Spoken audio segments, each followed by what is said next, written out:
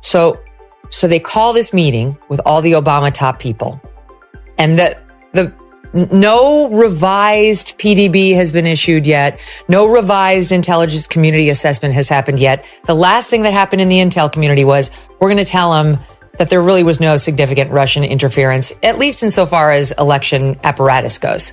And FBI said, we're out. We're going to issue our own. And then Clapper said, all right, well, let's just pause everything. Then everybody gets together.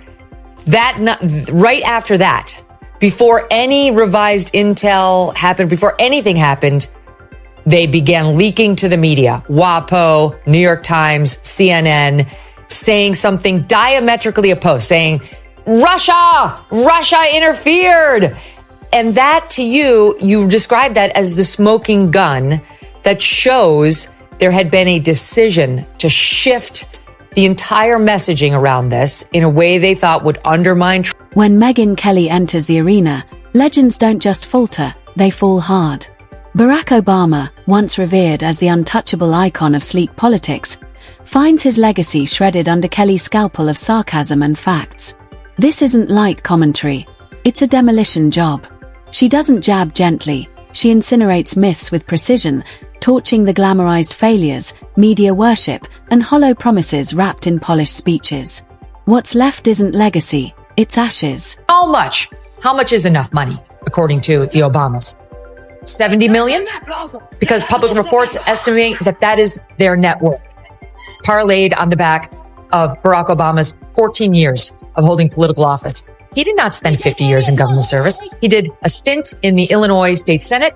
He did a couple years in the U.S. Senate before he ran for office and won.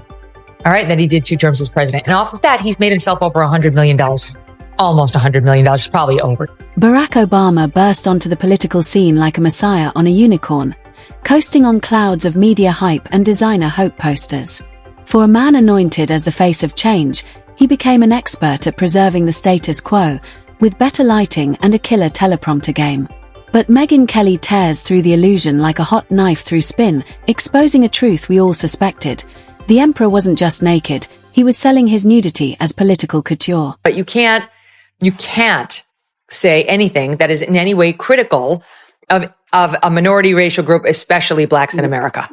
That was what Barack Obama learned very quickly when he ran for office. Remember that in his memoir, he said he just sort of when he went to a campus, he wanted to only hang out with black people. He had to break up with his white girlfriend. And then he really threw his own grandmother, who had actually scrimped and saved to put him in prep school, when he said she was a typical white person who was unduly afraid of black males approaching her. So he didn't want to be known as a multiracial or non-racial person. He really wanted to emphasize only half of his own ancestry. And it was very sad, because when you actually looked at his grandmother and all of that, she was the one person in his life who made sure that he had access to a competitive education. And let's talk about the Nobel Peace Prize winner who received the award faster than Amazon Prime. Obama hadn't even adjusted his office chair before Oslo handed him a medal. For what? Being tall and articulate. Meanwhile, drone strikes queued up like holiday deliveries. But don't worry, each one came with a poetic press release that made bombing wedding parties sound like innovative foreign policy. I'm so glad I didn't have a boy. Yeah. Because he would have been a Barack Obama. Baby Barack, it would have been amazing. No, I would have felt for him. She just borrowed our boys. Yes, I got plenty. wow. Did you catch that? She's glad she didn't have a boy because he would have been a Barack Obama. Megyn Kelly doesn't just roast, she dissects with clinical calm.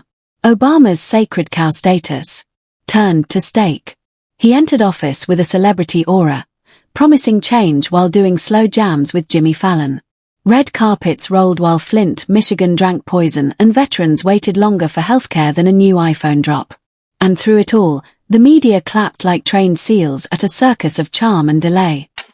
Here she is talking about it. If it were me, I would say something nice about him. I would say, like, he's just so charming. It was meant to be.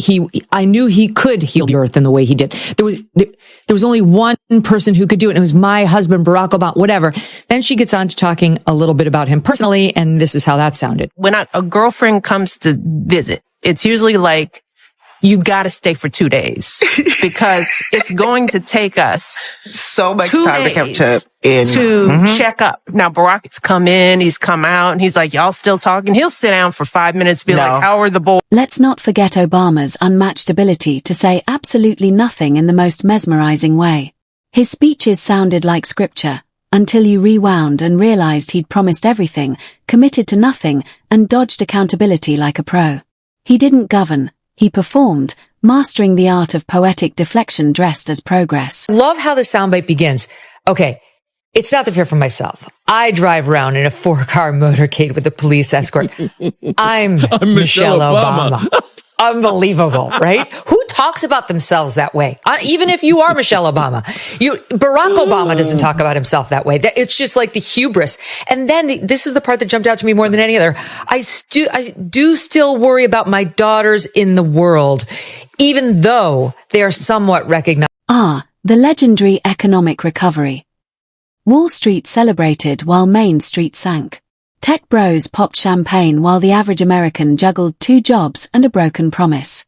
And Obamacare. Marketed like an iPhone. Delivered like a broken BlackBerry.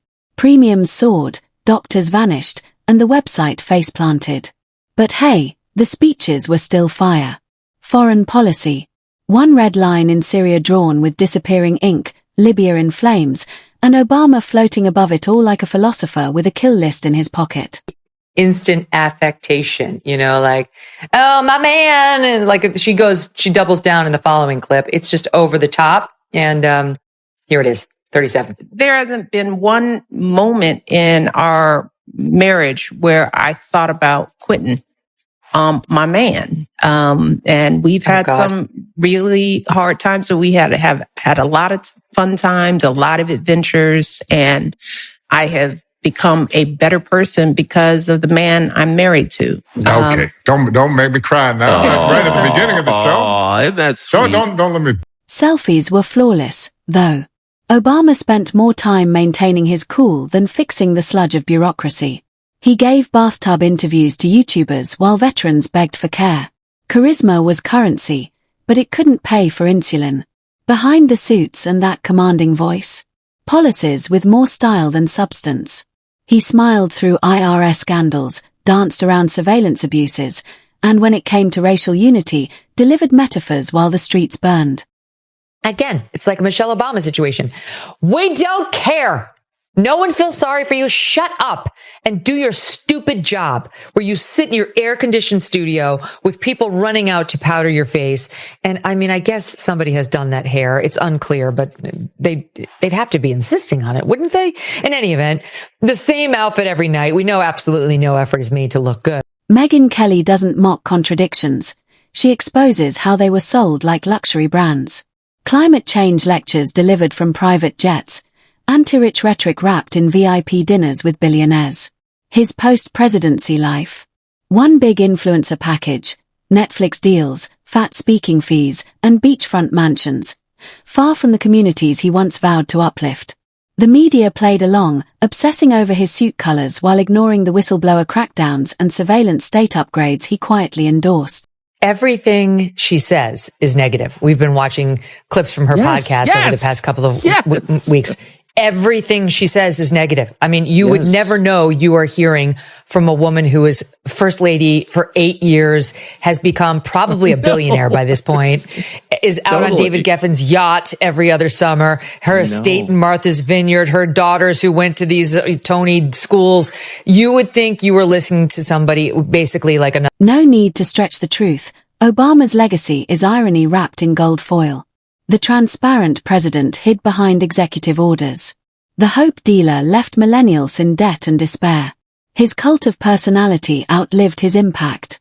And Megyn Kelly slices through the myth like a surgeon, revealing a presidency that was more performance than purpose, more Netflix drama than real reform. More fuel on the fire that there's a potential, maybe a divorce or some sort of rockiness going on in the Obamas relationship. They both posted these mirrored, very choreographed Valentine's Day messages on X, but he was just seen at an LA, it's the other the basketball team, the Clippers, thank you, game without her. And then on Tuesday, he was spotted eating out at a fancy dinner in Sherman Oaks with both daughters, Malia and Sasha. But again, and still, the lectures continue, from beachfront estates with organic hors d'oeuvres and private security. The self-righteousness is staggering. Obama could crash a car into a daycare and spin it as a growth opportunity. Megyn doesn't need exaggeration. His contradictions read like satire. He left behind symbolic gestures, passive lectures, and fans mistaking Polish for performance. His legacy isn't hope. It's a high-gloss illusion where branding eclipsed action. What I think binds it together, all these different strands, a case upholding healthcare, a case declaring same-sex marriage part of our constitutional protections, of mourning. I think what pulls it all together is that no one person did any of that. So he's sitting around on a June Thursday thinking about himself and his glory. As this roast nears its final strike, one thing becomes undeniable. Behind the spotlights and smooth delivery was a presidency more concerned with legacy than leadership. Every scandal, every crisis, met with a poetic shrug. When Americans needed action, they got metaphors. When they needed decisions, they got deflections. And when the applause faded, Obama faded too, into podcasts, memoirs, and curated nostalgia, leaving a country still bleeding from missed opportunities. Don't know all of the earnings. The Obamas reportedly own 4 luxury properties. A home in Martha's Vineyard, estimated to be worth some $20 million, in addition to properties in Washington, D.C., reportedly bought for $8.1 million, a beachfront home in Hawaii, reportedly bought for $8.7 million, and a home bought in Chicago for $1.65 million. Is that more than you need, Mr. Obama? Mrs. Obama? Megyn Kelly makes it plain. This isn't a legacy. It's a curated failure sold as gold. The surveillance state expanded, civil liberties shrank, and yet people still clutch his speeches like gospel.